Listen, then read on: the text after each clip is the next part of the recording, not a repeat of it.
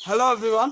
तो आज हम लोग डिस्कस करेंगे glycolysis and Krebs cycle and इसका बीच का जो है जंक्शन रिएक्शन मतलब लिंक रिएक्शन, इस सारे बारे में डिस्कस करेंगे। ओवरऑल रिएक्शन क्या है, क्योंकि क्रेब्स साइकिल के बाद आपका आता है इलेक्ट्रॉन ट्रांसफर सिस्टम, जहाँ पे एटीपी सिंथेसिस पे और बहुत सारे कॉम्प्लेक्स रहता है, complex 1, complex 2, complex 3, complex 4 and finally ATP synthesis पे जाके जो NADPH FADH2 जनरेट हो रहा है थ्रू दिस रेस्पिरेशन प्रोसीड्योर, वो जाके फाइनली एटीपी में कन्वर्ट होता है।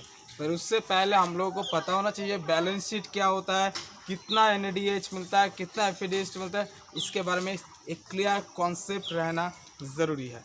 तो स्टार्ट करते हैं। तो अगर ओवरऑल रिएक्शन हम एरोबिक रेस्पिरेशन का अगर ओवरऑल रिएक्शन हम लोग देखेंगे तो कुछ इस तरीके से glucose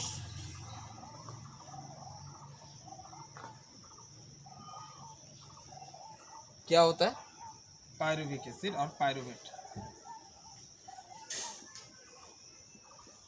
through glycolysis. Okay, glycolysis के बाद पायरुवेट एसिड और पायरुवेट क्या करते हैं, पायरुवेट करता है एक लिंक रिएक्शन।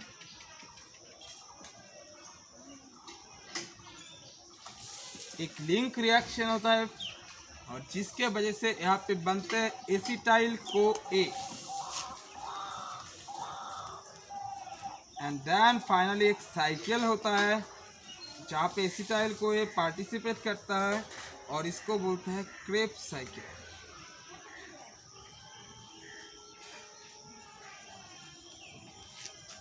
तो अभी बात हमें ये पता करना है कहाँ पे कितना NADH, कितना FADH2, कितना ATP जनरेट हुआ है। हम लोगों ने पहले वीडियो में अपना ग्लाइकोलाइसिस एंड क्रेब्स साइकिल को अच्छी तरीके से पढ़े होंगे, तो हमें पता है ग्लाइकोलाइसिस जो 10 स्टेप पाथवे है, 10 स्टेप्स पाथवे है और यहाँ पे 5 स्टेप्स पहले का जिसको प्रिपरेटरी फेज बोलते हैं एंड 5 लास्ट स्टेप जिसको हम पे ऑफ फेज बोलते हैं। 5 प्रिपरेटरी फेज में ATP यूज होता है एंड 5 जो लास्ट 5 फेज है वहाँ पे ATP जनरेट होता है। सिमिलरली आफ्टर ग्लाइकोलाइसिस फाइनली हमें पायरुविक एसिड और पायरुवेट मिलता है और ये पायरुवेट क्या करता है, पायरुवेट ऑक्सीडेटिव कार्बोक्सिलेशन के थ्रू, ऑक्सीडेटिव कार्बोक्सिलेशन मतलब ऑक्सीडेशन भी होता है एंड डीकार्बोक्सिलेशन भी होता है। ऑक्सीडेटिव डीकार्बोक्सिलेशन के थ्रू एसिटाइल कोए पे कन्वर्ट होता है पायरुविक एसिड जो एक 3 कार्बन कंपाउंड है, ग्लूकोज एक 6 कार्बन कंपाउंड है। 6 कार्बन कंपाउंड जो 3 कार्बन कंपाउंड पे कन्वर्ट हुआ, ध्यान है 3 कार्बन कंपाउंड एक 2 कार्बन कंपाउंड जिसको एसिटाइल कोए बोला जाता है, पायरुवेट एसिटाइल कोए पे कन्वर्ट हुआ and then acetyl CoA oxaloacetic acid के साथ, that's mean 4 carbon compound oxaloacetic acid. ये जो ऑक्सालो एसिटिक एसिड है इसके बारे में आप लोग अगर फोटोसिंथेसिस का C4 साइकिल पढ़े होंगे तो आप लोगों को पता है first stable product in photosynthesis C4 cycle. Photosynthesis का जो C4 साइकिल है उसका फर्स्ट स्टेबल प्रोडक्ट जो होता है वो 4 carbon compound oxaloacetic acid रहता है। तो ये ऑक्सालो एसिटिक एसिड के साथ एसिटाइल को बाइंड करके साइट्रेट और साइट्रिक एसिड बनाते हैं एंड देन एक 8 स्टेप साइकिल चलता है। 8 स्टेप मतलब 8 स्टेप होता है इस साइकिल में, जिसको हम लोग बोलते हैं क्रेब्स साइकिल, क्योंकि क्रेब ने फर्स्ट इस साइकिल को ऑब्जर्व किया था। ओके, तो अभी देखते हैं क्या क्या मिल रहा है। तो थ्रू ग्लाइकोलाइसिस प्रोसेस हमें गेन हो रहा है हमको 2 ATP, 2 NADH एंड इतना ही। ओके, लिंक रिएक्शन बहुत इंपॉर्टेंट है। लिंक रिएक्शन में क्या मिल रहा है हमें, लिंक रिएक्शन में मिल रहा है आपको ओके ग्लूकोज पायरुविक और पायरुवेट एसिड पे जो कन्वर्ट होता है वो एक ग्लूकोज 2 पायरुविक एसिड पे हो जाता है एंड 2 एसिटाइल कोए भी आपको मिलता है 2 पायरुविक एसिड और 2 पायरुवेट से।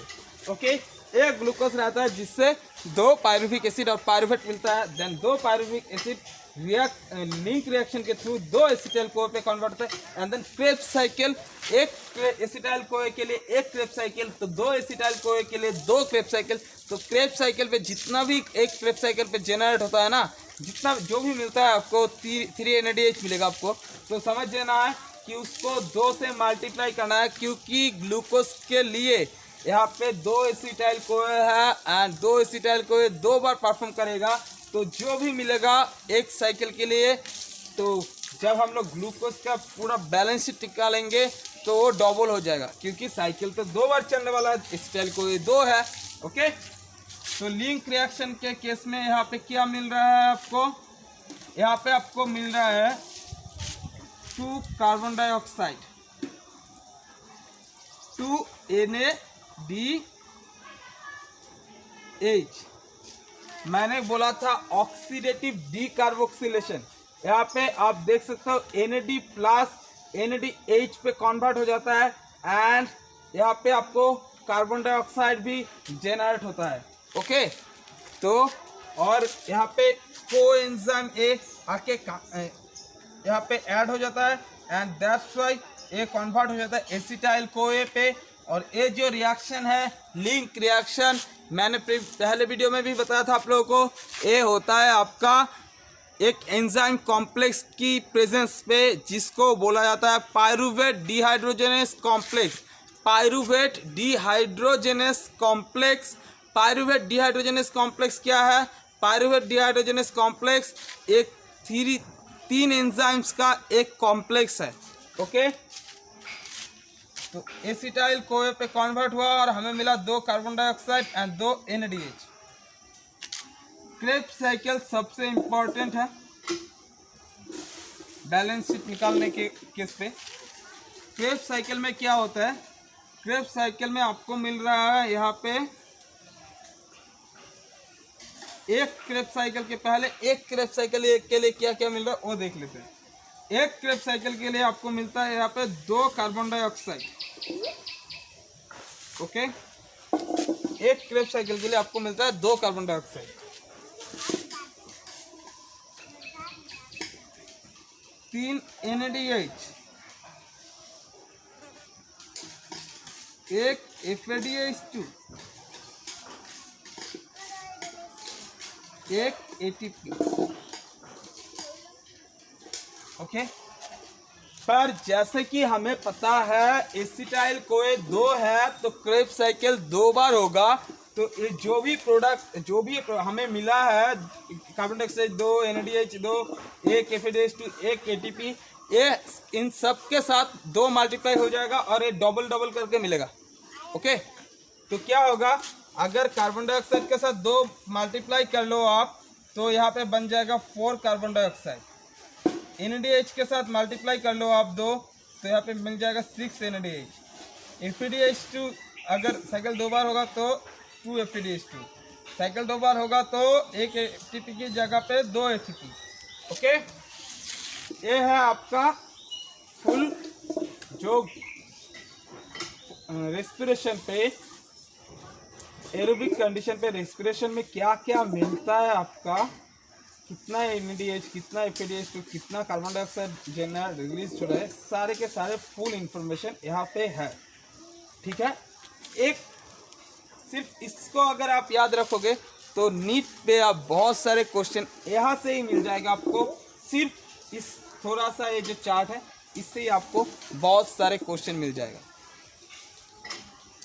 तो जहाँ तक बात है और कुछ कहाँ पे आता है, जैसे कि इसको अभी हमें कन्वर्ट करना है इलेक्ट्रॉन ट्रांसफर सिस्टम में जाके। ये जो NADH है ये कन्वर्ट होने वाला है ATP पे, FADH2 है ये भी कन्वर्ट होगा ATP पे। तो हमें अभी हिसाब लगाना है बैलेंस शीट पे कि एक NADH कितना ATP पे कन्वर्ट होता है, तो हमें इसके एक NADH के लिए कितना ATP मिलता है ATP सिंथेसिस में, एंड उसका पूरा तो हम लोग कैलकुलेशन कर सकते हैं कितना ATP हमें इलेक्ट्रॉन ट्रांसफर सिस्टम में जाके मिलेगा। ओके, तो पूरा इसको मैं हटा देता हूँ आपको।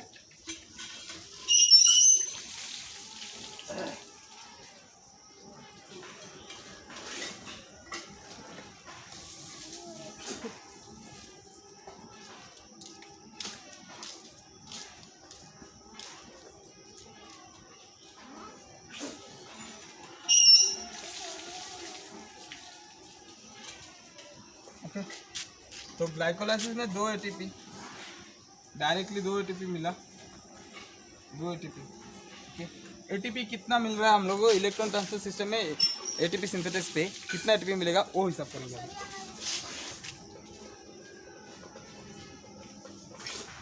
2 ATP एक NADH के लिए आपको मिलता है 3 ATP, तो 2 NADH के लिए आपको ग्लाइकोलाइसिस में मिलेगा 6 ATP। कितना? 6। यहाँ पे NADH जो है लिंक रिएक्शन में आपको 2 NADH मिल रहा है, तो इसका मतलब यहाँ पे भी लिंक रिएक्शन की वजह से भी आपको मिल रहा है 6 ATP, क्योंकि एक NADH के लिए आपको मिलता है 3 ATP, तो 2 NADH के लिए आपको कितना ATP मिलेगा? 6 ATP। क्रेब्स साइकिल के लिए यहाँ पे बहुत इंपॉर्टेंट है, 6 NADH मिल रहा है आपको, तो 18 ATP। 2 FADH2 मिल रहा है, एक FADH2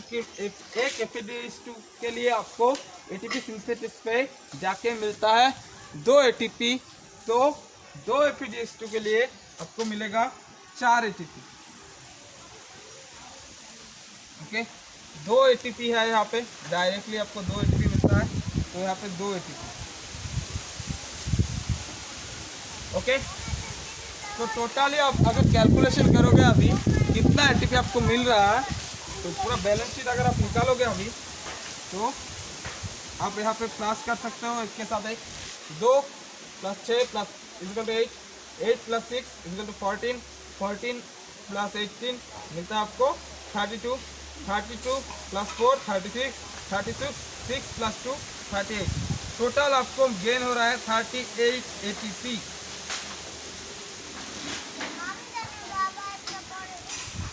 ये है पूरा बैलेंस शीट का चार्ट, बहुत ही आसान है, और आप लोग अगर एक बार इसको देख लेंगे ना तो पूरा आपको समझ में आ जाएगा बैलेंस शीट।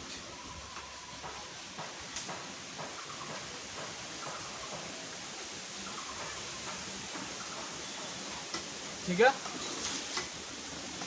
इसमें से सिर्फ आपको सिर्फ बैलेंस शीट कितना ATP जनरेट हो रहा है यही सिर्फ समझ में नहीं आएगा। आपको अगर पूछा जाएगा कि carbon dioxide cellular respiration aerobic respiration में कहाँ पे first time carbon dioxide produce होता है, कौन से मेटाबॉलिक रिएक्शन पे, तो आप लोग सीधा बोल सकते हो लिंक रिएक्शन में।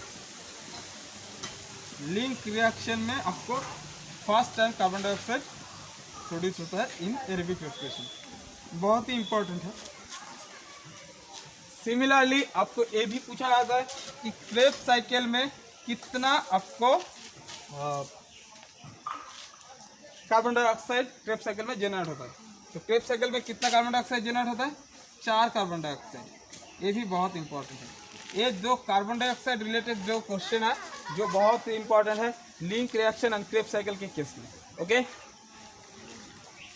तो मैं हटा देता हूँ, आपको यहाँ से और कुछ जानना नहीं, सिर्फ एक बार मैं आपको और भी एक बार बोल देता हूँ आपको कि क्या क्या होता है यहाँ पे। NADH, एक NADH के लिए एक NADH कितना ATP जनरेट करवा सकता है? एक NADH 3 ATP, एक FADH2 2 ATP जनरेट करवा सकता है। ओके, उस हिसाब को लगा के हमने यहाँ पे टोटल कैलकुलेशन किया तो हमें मिला 38 ATP। ओके, ये बहुत ही इंपॉर्टेंट है, 4 मार्क करके रखिएगा।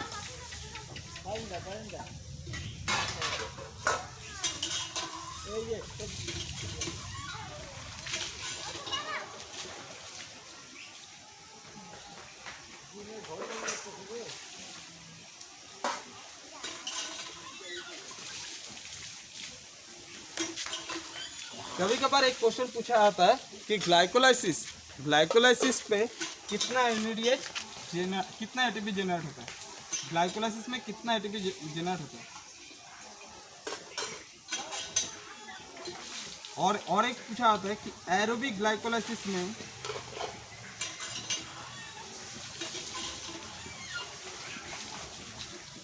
कितना ATP जनरेट होता है। ओके, तो इन दोनों में क्या कुछ डिफरेंस होगा? हाँ होगा। ग्लाइकोलाइसिस एक ऐसा स्टेप है जो प्रोकैरियोटिक यूकैरियोटिक दोनों में ही मिलता है, एंड ये ऐसा कि एरोबिक एंड एनारोबिक दोनों कंडीशन में ही मिलता है। तो हमें पता करना है कि एरोबिक ग्लाइकोलाइसिस जब बोलते हैं तब क्या होना चाहिए आंसर। ग्लाइकोलाइसिस अगर सीधा तरीके से ग्लाइकोलाइसिस बोला तो यहाँ पे एटीपी गेन होता है 2 एटीपी, ओके। पर अगर एरोबिक बोला है तो हमको समझ जाना चाहिए कि एनएडीएच का जो कैलकुलेशन है, 2 एनएडीएच हमारा जेनरेट होता है यहाँ पे एंड 2 एटीपी जेनरेट होता है। ये जो एनएडीएच है ना, ये एनएडीएच तो बाद में जाके एरोबिक कंडीशन में इलेक्ट्रोट्रांसफर सिस्टम के थ्रू एटीपी सिंथेसिस पे जाके एटीपी में कन्वर्ट होने वाला है। तो जब एरोबिक बोला जाता है तब समझ जाना चाहिए कि एक ऐसा कुछ पूछ रहा है कि एनएडीएच को भी कैलकुलेट करो, यही बोल रहा है, ठीक है। तो तब जाके आंसर क्या होगा, तब आंसर होगा 2 एनएडीएच मतलब 6 एटीपी, क्योंकि एक एनएडीएच 3 एटीपी जनरेट करने के लिए रिस्पॉन्सिबल है। तो 2 एनएडीएच का मतलब 6 एटीपी एंड 2 एटीपी डायरेक्ट है। 2 एटीपी इस टाइप का जो एटीपी होता है, इसको कभी कभार सबस्ट्रेट लेवल फॉस्फोराइलेशन भी बोला जाता है, सबस्ट्रेट लेवल फॉस्फोराइलेशन और SLP के नाम से भी बोला जाता है। तो क्या करना है, 6 2 8 एटीपी जनरेट होता है। ये होगा एरोबिक के केस में आंसर, और ये होगा सिर्फ अगर ग्लाइकोलाइसिस लिखा हुआ है तब आंसर। कुछ क्वेश्चंस ऐसा होता है और थोड़ा सा इस वजह से थोड़ा सा स्टूडेंट्स कॉन्फ्यूज हो जाते हैं, ओके। कुछ और क्वेश्चंस है,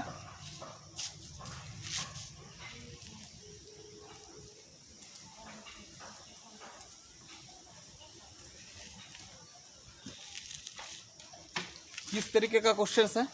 कुछ और क्वेश्चंस है लाइक क्रेब्स साइकिल में 4 कार्बन डाइऑक्साइड जनरेट होता है एंड जो हमारा first time carbon dioxide generate होता है कहाँ पे, आपका लिंक रिएक्शन में, ओके। तो लिंक रिएक्शन में मैंने बोला था एक एंजाइम कॉम्प्लेक्स रहता है, वो होता है पायरुवेट डिहाइड्रोजनेस कॉम्प्लेक्स, जो 3 एंजाइम्स का एक कॉम्प्लेक्स रहता है, क्लियर है। क्रेब्स साइकिल में कितना स्टेप होता है, 8 स्टेप होता है। 8 स्टेप का जनरली लोकेशन के बेसिस में अगर तीनों को मैं डिवाइड करूँ तो क्या होता है। ग्लाइकोलाइसिस, ये बहुत इंपॉर्टेंट है। ग्लाइकोलाइसिस लोकेशन रहता है साइटोप्लाज्म,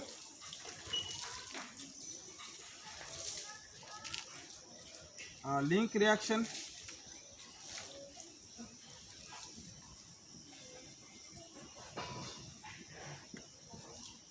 लोकेशन रहता है आपका माइटोकॉन्ड्रियल मैट्रिक्स,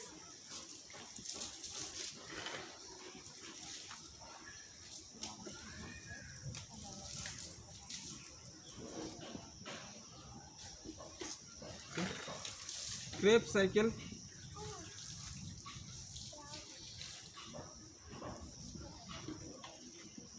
लोकेशन रहता है माइटोकॉन्ड्रियल, इनसे ही लिख देते हैं मैट्रिक्स। ये रहता है लोकेशन जिससे क्वेश्चन बहुत भी आता है बोर्ड के एग्जाम पे और आपके बहुत सारे कॉम्पिटिटिव एग्जाम पे भी ये क्वेश्चन पूछा जाता है।